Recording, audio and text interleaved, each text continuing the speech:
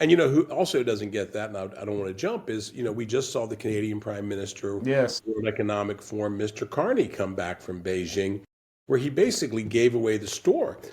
And here's my take on that. My take is really, this is a personal thing. I think Carney is such an arrogant man. He hates Donald Trump so much. This is Donald Trump's trade deal with China, because Carney was so desperate to get something that the Chinese got everything they wanted. They even got an information sharing and security agreement out of the Canadians, which is going to be a huge problem. So I mean, what are we going to? We're going to have a reverse, a man called Intrepid, like where we're going to have to go across the border and start whacking Chinese agents. Remember the old World War II when the guy in Canada came down here and was whacking Germans and others. You know what I'm saying?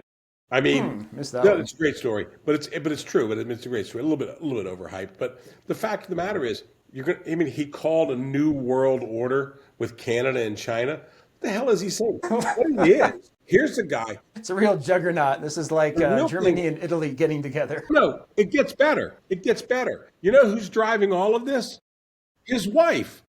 God. No, she's one of these really wacko, complete wacko. Once who was the U.S. Trade Representative Lighthizer in Trump's first term? He was on Kudlow's show and his phone went off, and he not only picked it up and looked at it, it looked like he was thinking about answering it. But so is Carney? Are the Canadians? I mean, is it the wife, or are they just afraid because I mean they're over a barrel because their economy is so tied to the U.S. and they've selectively raised tariffs and enacted protectionism on things like Canadian dairy and that's going away. But Their it sounds like problem the is, Brits. They think that the Chinese are the solution to their problem when the Chinese are the other problem. Honestly.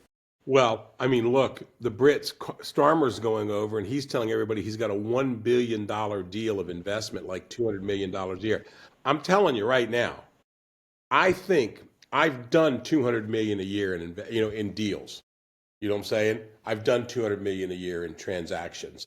So what I'm saying is, if Starmer wants to cut a trade deal with somebody, like we can get him to like not go unless he gets Jimmy out. You know what I'm saying? I will come up with the two. I will come up with the 1 billion over 5 years. I promise you, guarantee I could do it. I bet people would join me just for the heck of it. You know what I'm saying? But I mean, and I'd have real jobs. I wouldn't have like fake EV jobs or. Yeah, well, you could go like, for example, have Jaguar make cars instead of No, it is sexually it. ambiguous advertisements.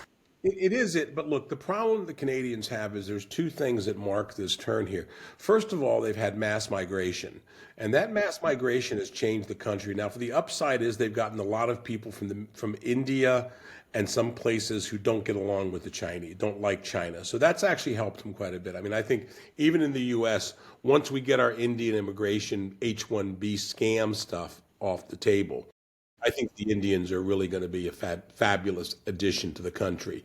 We've just got to do a couple of things. Basically, we've got to get that. It's as bad as the Somali scam, to be honest with you.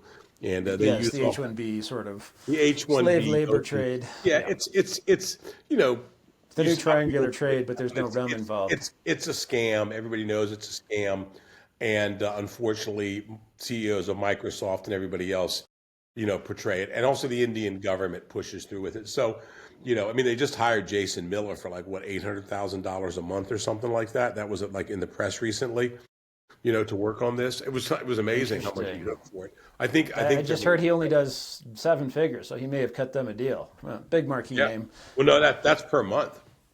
Okay. you know. So yeah, he did that.